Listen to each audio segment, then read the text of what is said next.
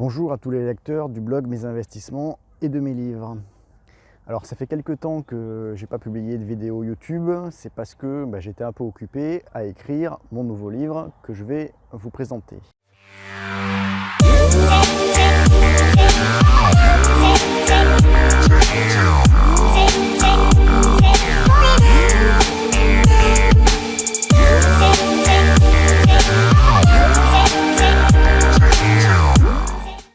Alors, déjà, commençons par celui-là. La plupart d'entre vous qui regardez cette vidéo, vous connaissez cette chaîne parce que vous avez lu L'investisseur immobilier locatif intelligent, qui est mon best-seller. Alors, effectivement, ce livre, son succès, il a dépassé mes espérances, puisque ça fait maintenant plus d'un an qu'il truste la première place de la catégorie immobilier sur Amazon, mais même parmi tous les livres, romans, etc., il est même... sur l'année passée, il a été 90% du temps dans les 100 premières ventes d'Amazon. Alors quand il y a eu ce succès du livre, qu'est-ce qui s'est passé? Alors à part qu'il y a eu de plus en plus d'abonnés à mon blog et à ma chaîne YouTube, alors il s'est passé que mes connaissances, alors notamment mes connaissances qui sont un peu au fait du domaine de l'infoprenariat, de l'entrepreneuriat, etc., des business en ligne, ils m'ont dit, écoute, maintenant tu es connu, fais comme tout le monde, fais une formation et puis ça va convertir, puisque beaucoup de gens ont lu ton livre, il y a beaucoup de gens qui vont acheter ta formation et donc tu vas convertir ce succès en espèces sonnantes et trébuchantes. Bon alors, je ne vais pas vous le cacher, ça traverse forcément l'esprit, mais il y a quand même un truc qui m'a traversé l'esprit. C'est que je me suis rappelé qu'en entrepreneuriat, le meilleur moyen de ne pas gagner d'argent, c'est justement de chercher à en gagner à tout prix. Donc je me suis dit, si je fais une formation, finalement, je cherche à gagner de l'argent. Est-ce que je vais vraiment apporter de la valeur à mes lecteurs, à mes clients? C'est-à-dire, j'étais pas convaincu finalement que le prix où j'allais vendre une formation que je ferais potentiellement, il était inférieur à la valeur que les gens qui l'achetaient allaient recevoir. Parce que bon, effectivement, d'une part, mon livre, il n'était pas fait pour vendre une formation derrière. À la base, pour moi, j'avais structuré un peu le principe de l'investissement immobilier locatif intelligent dedans, de façon structurée. Enfin, c'est une sorte de cours théorique un peu.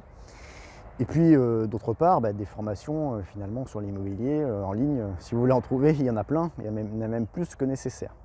Donc finalement, je n'ai pas suivi ce conseil de mes amis qui me disaient fais comme tout le monde, fais ta formation. Et puis, entre guillemets, les pépettes vont remplir tes poches. Par contre, j'ai pas résisté à essayer de surfer un peu sur le succès de ce premier livre et j'ai quand même fait quelque chose.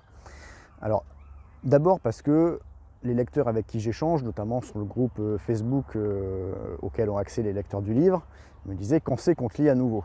Alors ça m'a traversé l'esprit parce que pour moi, il y avait tout dans le livre, j'avais fini. J'allais pas écrire un autre livre sur l'immobilier. Si je faisais un autre livre, ça allait être sur quelque chose d'autre, comme j'ai écrit par exemple sur la bourse avant le livre sur l'immobilier. Et puis, je voyais quand même que sur des questions des lecteurs, il y avait des trucs qui, ils avaient encore des questions, il y avait des trucs qui n'étaient pas clairs. Donc je me suis dit, si je veux apporter de la valeur, il faut que je fasse quelque chose qui n'existe pas déjà. C'était un peu mon raisonnement sur l'investissement immobilier locatif intelligent. Il y avait des livres de gens qui racontaient leur parcours, leur expérience, mais il n'y avait pas une sorte de cours structuré sur l'investissement immobilier locatif. Donc là, je me suis dit, écoute, on va essayer de faire quelque chose qui n'existe pas encore. Alors, un livre sur l'immobilier, qu'est-ce qui n'existe pas encore? Mon idée que j'ai eue, c'était de faire une sorte de livre d'exercice pratique. C'est-à-dire, avec des questions un peu études de cas, exercices pratiques, où le lecteur se voit poser des questions pratiques et doit essayer d'y répondre. Et puis moi, j'apporte, face à un problème concret, la réponse que j'aurais eue. Voilà, pour moi, ça c'est quelque chose qui n'existait pas vraiment sur le marché des livres sur l'immobilier. Donc voilà ce que ça donne. Ça donne ce livre-là. Je vous montre un peu en gros plan. 77 exercices pratiques pour l'investisseur immobilier intelligent. Alors on voit clairement l'affiliation avec l'autre. Il se voit un peu comme la suite de l'investissement immobilier intelligent. Sauf ce coup, j'ai pas résisté à me mettre en scène avec un truc un peu marketing, où je balance le réveil dans une poubelle pour faire l'écho à la semaine des 7 dimanches. Mais un peu comme toujours chez moi, il n'y a pas de miracle et ça va ni se faire en 18 mois ni sans effort. Un petit sous-titre avec la semaine des 7 dimanches se mérite. Bon alors ce livre finalement il permet de creuser plus en profondeur des thèmes qui avaient été peut-être trop survolés dans l'investissement immobilier locatif intelligent, comme les modes d'exploitation un peu atypiques, type colocation, type Airbnb. Il permet d'approfondir un peu des points voilà, qui font écho aux difficultés dont les lecteurs me font part, comme la difficulté à trouver un bien rentable, le fait est-ce que le marché est plus difficile en 2019 qu'en 2017, comment on fait.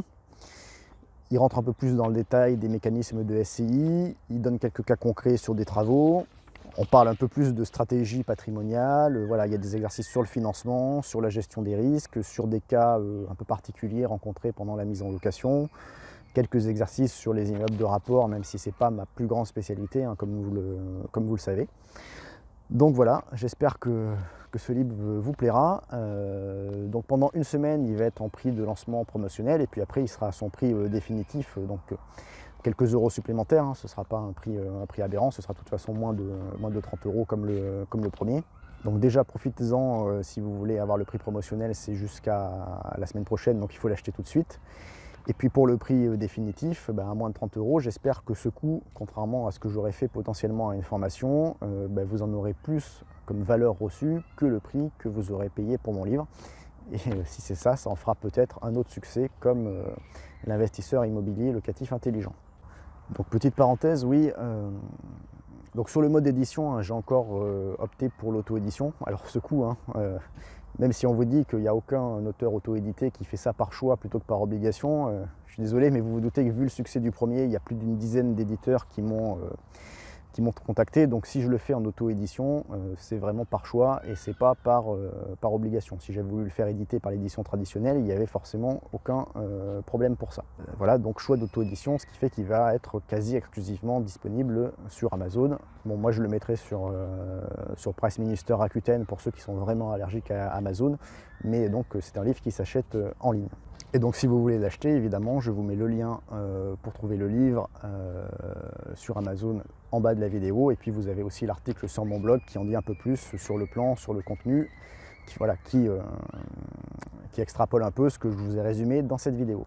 Je vous dis à bientôt sur le livre et sur la chaîne. Et puis n'hésitez pas à m'écrire pour me dire ce que vous pensez de ce nouveau livre.